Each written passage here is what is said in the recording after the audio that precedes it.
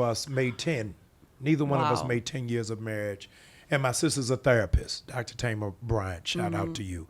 Is both of us, we were in a conversation over the holidays that our marriages probably didn't work because we tried to get as far away from our parents as possible. So we were looking for mates that did not remind us of our parents in any way, shape, or form. Oh, wow. I wanted to ask you, you're gorgeous, you're intelligent, you're gifted. You got so much Tell on me the more. table. Listen, I can't think of nothing else. You got so much on the table. Tell me how you think your upbringing impacted your dating life. Oh, Lord, how much time do we have? We got time. That's all we got. You know what? Dang, why are you asking me these questions? Because I want to know. The people want to know. Oh my gosh, why are you asking me this? So my therapist actually told me this the year before last. My therapist said I have abandonment issues. And so I think that I have a knack for going for people who don't keep their word. Ooh. Like I remember being a kid and my mom, even though they divorced and we moved to Miami, my mom always sent me to Canada every summer.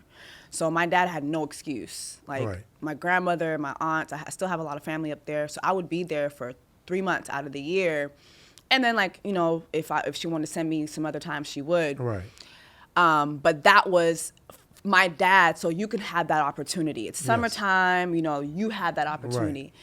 And I remember so many times when he would say, I'm gonna come pick you up. I'm gonna come pick you up. Mavinchasho. Nobody sorti. I'm like, okay. And I'm getting ready. I'm like, Grandma, my dad gonna come get me. And she'd be like, okay. Now, was this his mother or your mother's mother? My mother. Your mother's My mother's mother. Okay. Yeah. I had a close relationship with my mother's mother. My dad's mom, she died when I was young. Okay. So yeah, she's like, okay, he's coming to get you. Okay, sweetie, you know. I'm like, Yeah, let's see. He's coming to get me, and like he wouldn't come. Right. And I just remember just feeling like, dang, why doesn't he want me? What is it about me that you don't want me? Like just feeling that as a kid, and then I think growing up and then starting to go into relationships, I feel that a lot. Like, you'll say you're going to do something, you don't do it. Right. And you'll make promises, you don't keep them. And it makes you feel very, like, unwanted. Like, why don't you want me? What is it about me that you won't fight for me? What is it about me that you won't commit to me? My father never committed to me. Wow. And then I think being the oldest, I have 3 younger siblings, and I was always expected to do a lot. I feel like I was a mom at a very young age, but I didn't get the mothering. It was always, Jess, I need you to do this. Jess, I need you to do that. I gotta go to work, so I need to sleep. So can you make sure the kids have this? Can you make sure the kids have that? Can you go pick up your brother? Can you pick up your sister? And it's like, I didn't get that. Nobody really provided that for me, like, or that I never felt a closeness with my mother. I feel like my mom was always just trying to get by, trying to make things work. So I didn't have that with my mom. I felt very abandoned with her, and I didn't have my dad. So I feel like in relationships, I found the same thing. Like, I will go above and beyond. Like, if I'm in a relationship, like, I'll do a lot for you. You won't even have to ask. But I feel like I never have that in return. I always end up feeling abandoned. And so for me, a lot of times what I'll do is the moment I, like, see certain signs, I'm gone. Like, I've had a guy tell me that before. Like, he'll say, I'm so scared of you. Like, you just will up and leave. Like, you don't even, like, will tell me, well, where did I go wrong? I'm like, well, I feel like you should already know that. Right. So for me, I'm just like, all right, before you leave me, I'm gone. Like, if there's any sign, I'm gone. Yeah, I'm like, kicking the door down if there's a crack in it. I'm gone. You ain't got to worry about me. I got my tennis shoes on. I'm out. Like, right. Yeah. When intimately, when stuff will happen in the press, media, social media, I'll reach out to you, make sure that you're okay. Yeah. When the whole Whitney Houston thing happened. Yeah. Oh, I'm yeah, like, you did. You gonna live. Yeah, you did. But I'm curious now in this conversation, is that why you were so triggered when the stuff went wrong when you tried to date a preacher? Ooh. Oh, you know that story. Oh, you gave it to the whole world. You gave it to the whole world. You know that story. Yes. Oh, my God. Yeah, so I took that as this wasn't just a random person who you encountered and dated, but it had layers. Oh, there were layers. Based off of there were layers. What your experience was and then bringing that to bear. Oh, yeah. I'll tell you this.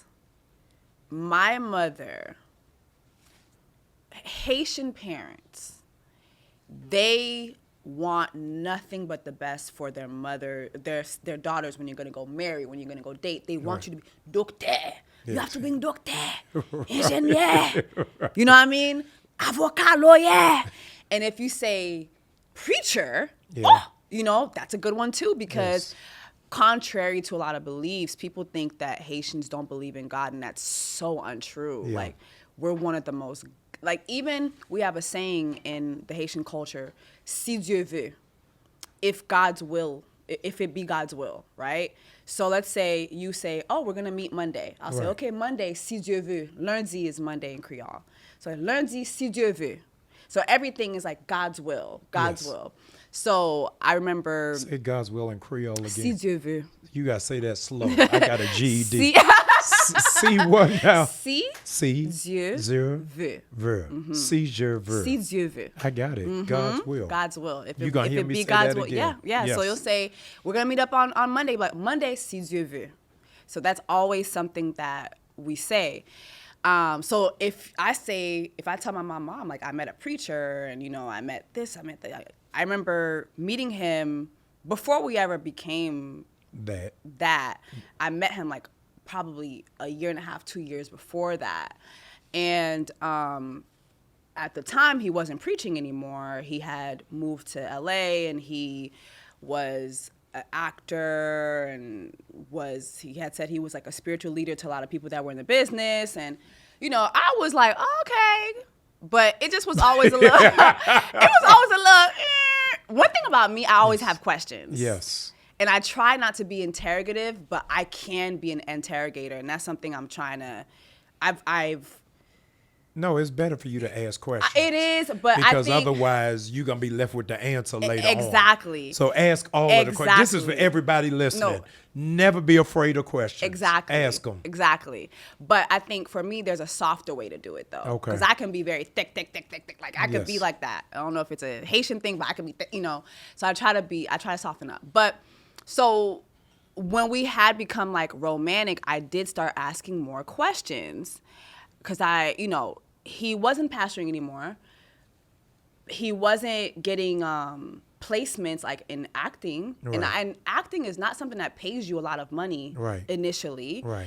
And so I'm seeing you with a fleet of cars. You got a Range Rover. You got the Wraith with the stars in the sky. You know what I'm saying? You got the, like you got the Bentley. You got the, the Rolls Royce. You got the BMW. So I'm asking questions now. Why you got a fleet of cars and when I come to your house, you ain't got no food like in the fridge? Yikes. Or you're not eating unless Uber Eats.